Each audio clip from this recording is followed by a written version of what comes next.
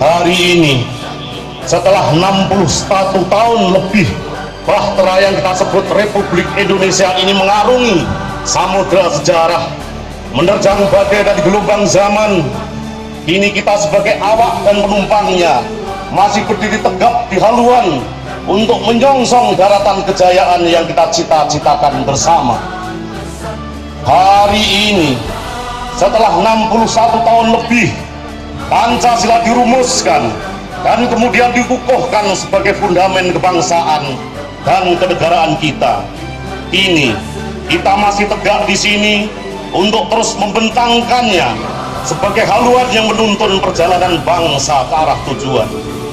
Dalam pidatonya pada 1 Juni 1945 silam, Bung Karno menyebut Pancasila sebagai filosofische Grundslag atau falsafah dasar, sekaligus sebagai Weltanschauung atau pandangan hidup.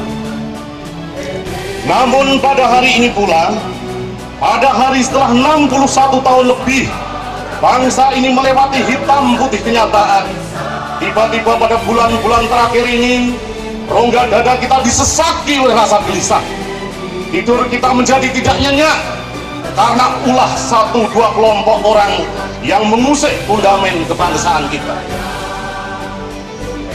Dengan semena-mena orang-orang itu berupaya menggeser kiblat Pancasila demi kepentingan golongan mereka sendiri, sekaligus menyingkirkan golongan lain yang masih berada di bawah payung satu bangsa.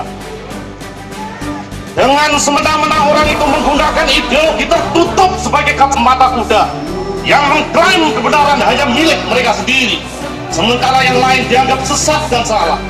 Dengan semena-mena mereka memproduksi fitnah dan kebohongan demi mencapai tujuan, dan bahkan berupaya merongrong pemerintah yang sah tanpa mempertimbangkan besarnya biaya sosial yang harus dikorbankan rakyat dan negara.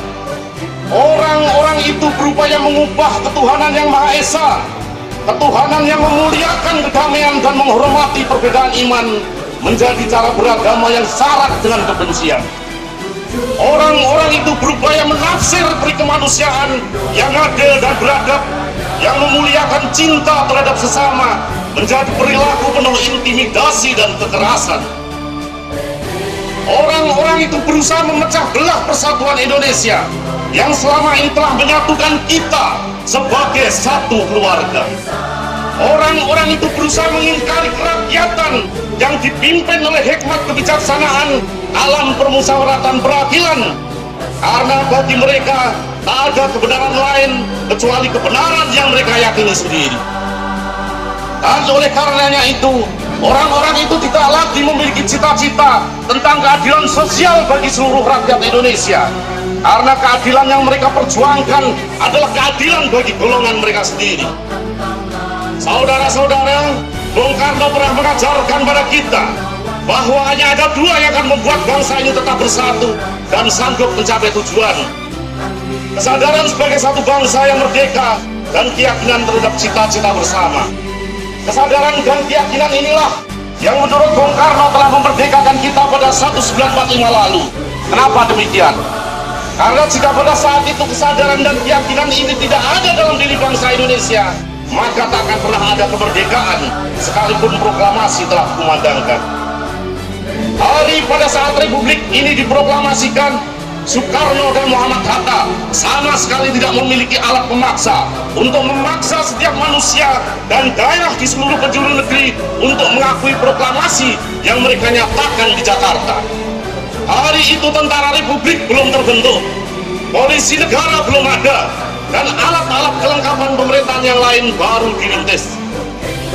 Pertanyaannya, kenapa pada akhir Agustus 1945 ketika Samratulangi memaklumkan proklamasi di Manado, seluruh rakyat Manado gegap gempita menyambutnya, dan saat itu juga orang-orang Sulawesi Utara merasa menjadi bagian dari negeri yang diproklamirkan?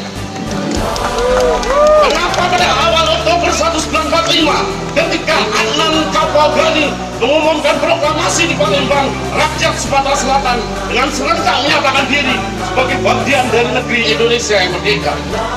Kenapa pada awal September 1945 di Yogyakarta, Sultan Hamengkubuwono IX dan para raja Jawa lainnya menyatakan bergabung dalam wilayah Republik, padahal kerajaan-kerajaan Jawa itu lebih dulu berdiri dibanding dengan Republik Indonesia?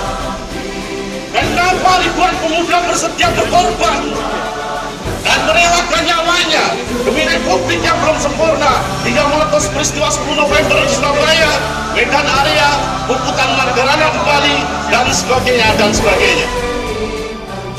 Saudara-saudara sekalian, jawabnya adalah seperti yang dikatakan Bung Karno, karena ada kesadaran sebagai satu bangsa dan keyakinan terhadap cita-cita bersama. Kesadaran yang berakar dalam sejarah bahwa kita pernah hidup bersama di bawah Majapahit dan Sriwijaya. Kesadaran yang tumbuh karena pernyataan nasib sebagai bangsa yang terinjak oleh penjajahan. Kesadaran yang kembali dibangkitkan oleh Syarikat Islam dan Budi Utomo pada awal abad ke-20, lalu ditegaskan Partai Nasional Indonesia yang berdiri pada 1927. Dan setahun kemudian dikumandangkan dalam Sumpah Pemuda. Selain ditopang oleh kesadaran, kemerdekaan itu juga dilandasi oleh keyakinan bahwa negara yang dibangun oleh Soekarno dan kawan-kawan adalah negara yang berlaku adil dan menghargai hak setiap manusia tanpa membeda-bedakan golongan, suku, dan agama. Karena keyakinan itulah orang Bali yang Hindu atau orang Manado yang Kristiani bersedia menjadi bagian dari negara yang mayoritas Muslim ini. Keyakinan itu pula yang membuat orang Dayak, orang Sasak, atau orang Batak bersedia hidup sebagai satu bangsa dengan orang Jawa yang berjumlah lebih dari separuh penduduk Nusantara. Keyakinan ini hadir karena para perintis kemerdekaan telah berhasil merancang dan membentuk sebuah payung agung yang kita sebut Pancasila. Sebuah payung yang bermatra ideologis konstitusional untuk menjamin keadilan dan kesejahteraan bersama bagi seluruh warga bangsa. Saudara-saudara sekalian, semoga ini menjadi pesan yang bermakna dalam apel siaga ini. Untuk Pancasila dan Republik yang berbineka, yang berkeadilan, yang menjadi taman saringnya suku-suku serta agama-agama inilah kita berdiri di sini. Hari ini kita ikrarkan kembali kepada mereka yang telah merelakan darah dan jiwa demi kemerdekaan dan kebanggaan bangsa. Hari ini kita jawab tantangan ketua umum kita, Ibu Megawati, bahwa para pengurus, kader, dan seluruh simpatisan PDI Perjuangan di Kabupaten Banyumas terus tegak berdiri, terus tegak berdiri, terus tegak berdiri, terus tegak berdiri, menyatakan kesetiaan dan kesetiaan diri untuk membela kepada NKRI yang lestari, kepada Pancasila yang abadi, kepada UUD 45 untuk selamanya, kepada Bhinneka Tunggal Ika yang senyata-nyatanya. Mari kita tatap barisan, mari kita tatap barisan, sayak-sayak bakti, sayak-sayak raya, rame-rame rantas, malang-malang putung, satu batuk sayari bumi, kita bela dengan tutup mati. Merdeka! Merdeka! Merdeka!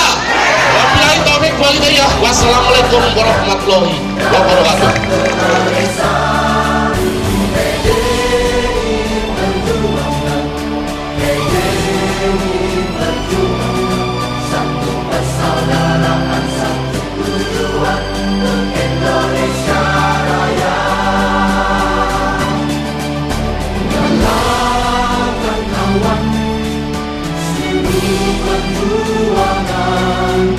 Satukan diri, sisihkan lengan, tepakkan tangan, bersatulah.